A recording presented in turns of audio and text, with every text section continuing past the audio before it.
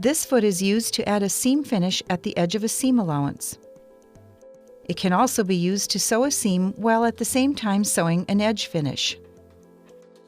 The Overcast foot has a small bridge or prong within the stitching area of the foot, which allows more thread into the stitch. There is also an extension at the front for guiding the edge of the fabric for sewing seams or seam finishes. To sew a seam finish, guide the fabric along the extension at the front of the foot so that the right swing of the needle goes just off the raw edge of the fabric. You can use a zigzag, multi-stitch zigzag, or an overedge stitch. Sewing seam finishes is easier if done before sewing the seam itself.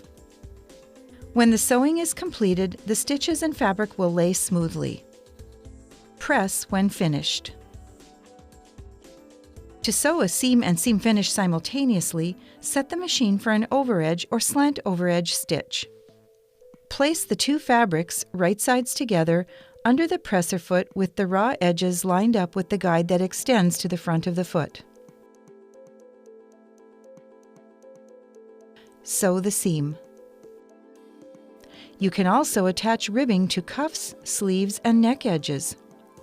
Align the raw edges of the ribbing with the raw edge of the main fabric. Place them together along the edge of the presser foot. Stitch using an overedge or slant overedge stitch.